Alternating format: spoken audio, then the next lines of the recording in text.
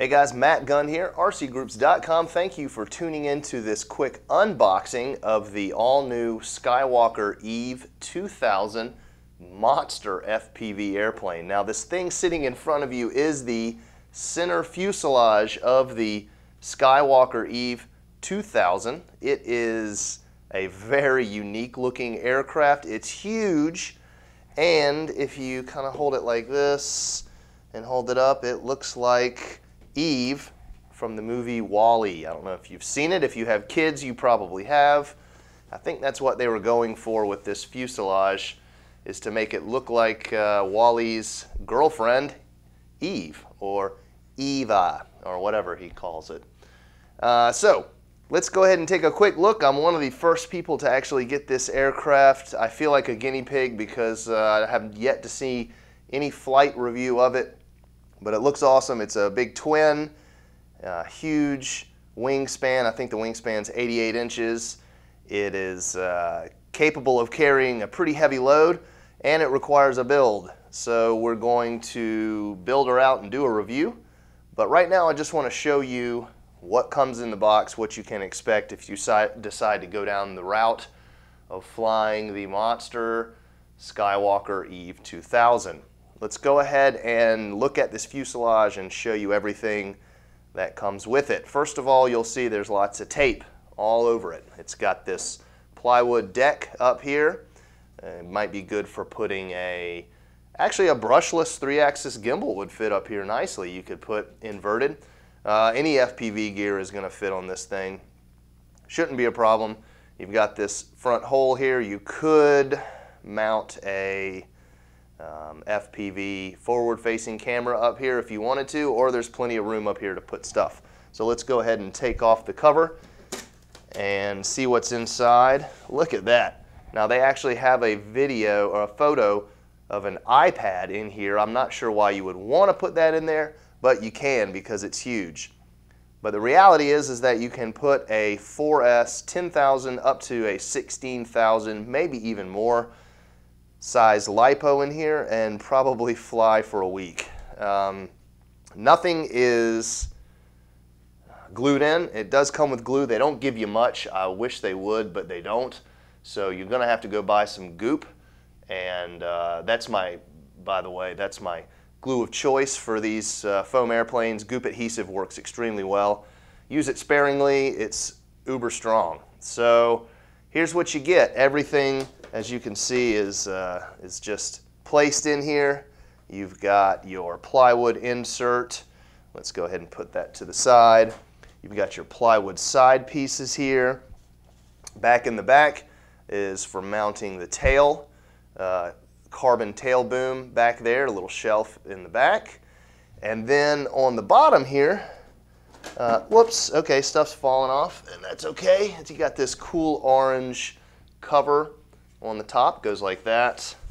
And then we have on the bottom, there we go, that's a nice view of the inside, is this thing. Now I don't know what this is. I'm trying to figure it out. I don't quite understand it. Is it landing gear?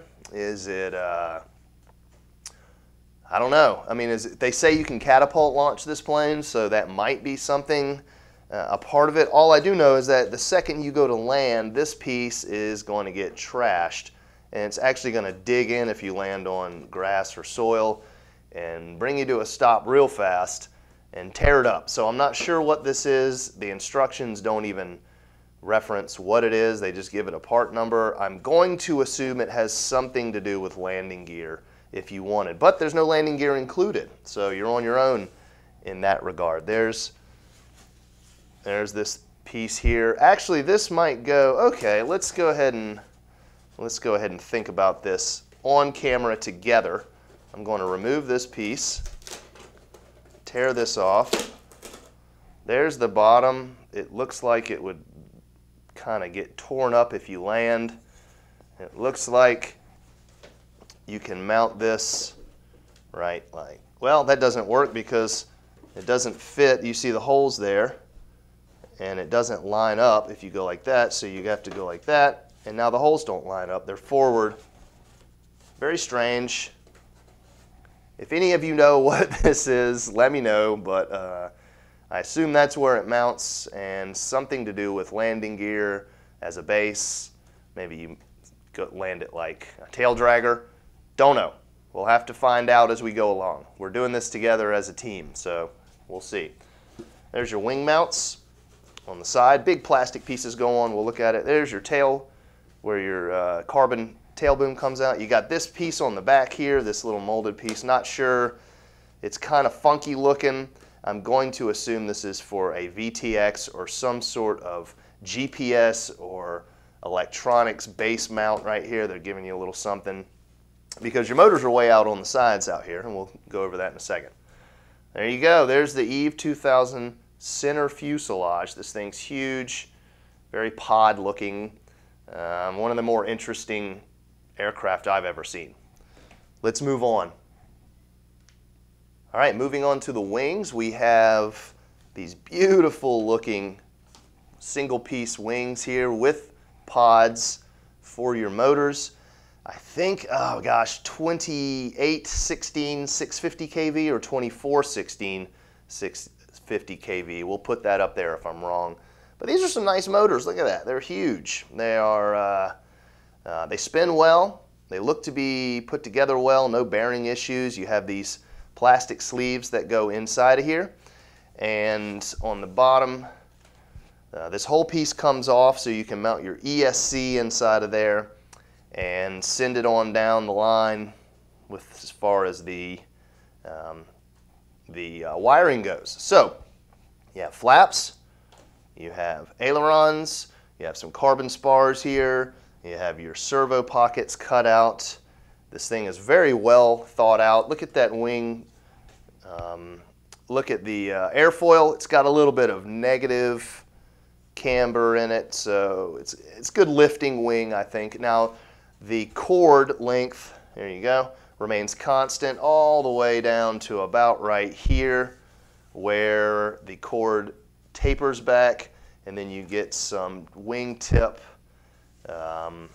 turn up here, dihedral, wingtip dihedral. So these look like they're going to be very efficient, heavy lifting wings, and they're big. Look at that. Dun, dun, dun, dun, doo-doo-doo, doo-doo-doo. Big wings, like it. So all this stuff requires glue. You do need to get some extra glue. I don't think what they sent you is gonna glue this whole bird together. You got to separate your flaps and your ailerons here. This is all kind of standard procedure with these Chinese planes. They're built well. Look, they even cut off the injection teats, if you will. You didn't get that with the Skyhunter. You had to cut them off yourself. This Skywalker's been shaved and is ready for assembly. I like it. Moving on. Here's our tail surfaces and the carbon tail boom.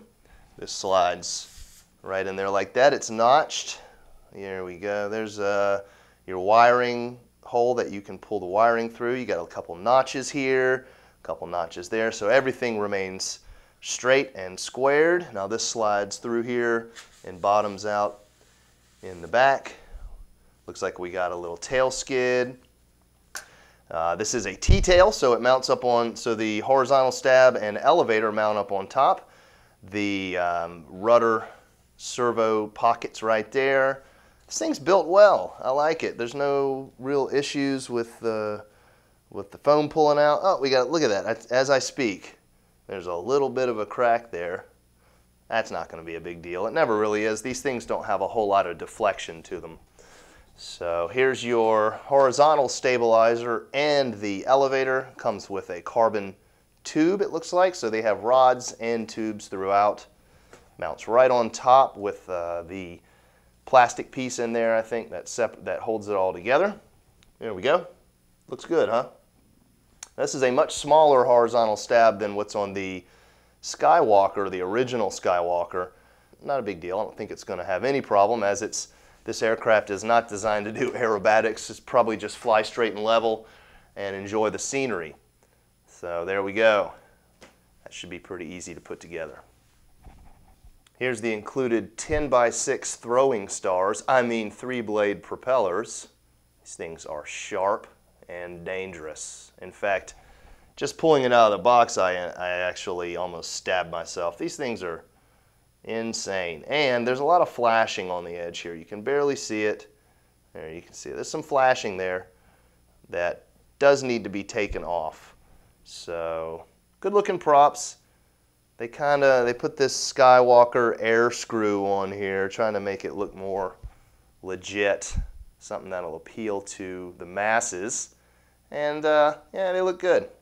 No problem there. I don't know how they're going to balance. We'll see how they end up balancing, and if there's any excess vibrations of, you know, because you're running double the propellers, double the motors, double the vibrations, obviously. So we're going to see how well these things balance. Attention, this product is not a toy. Please use it cautiously. Yep, these are some nice looking finger choppers. Moving on.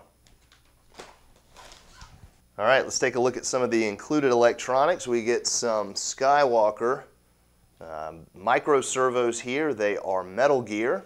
They feel nice and heavy as Metal Gear micro servos can be. So I think these things are up to the task. Never had a problem with the micro Metal Gear stuff. I know some of the plastic gear servos strip easily, but these will probably hold out all right. We're going to find out. So it comes with 1, 2, 3, where's the other one? Here we are. 4. Got 4 servos.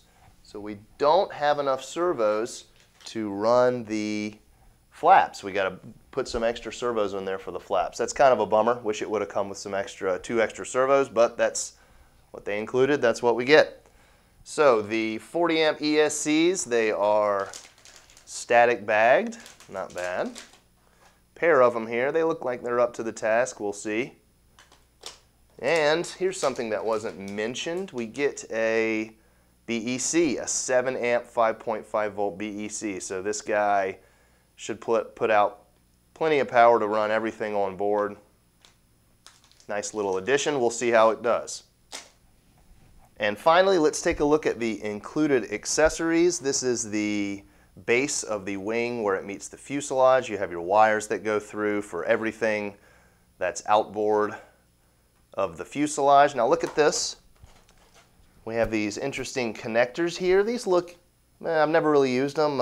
I've always been wary of this style of connector. If the wing starts moving around, how's it gonna do in flight? Could it come undone? It's a possibility, but they look like decent connectors. So what you do is you put it together and it snaps. So the wing snaps into place and then that pushes together. How are these snaps going to hold up in flight? That remains to be seen, but let's hope they hold up.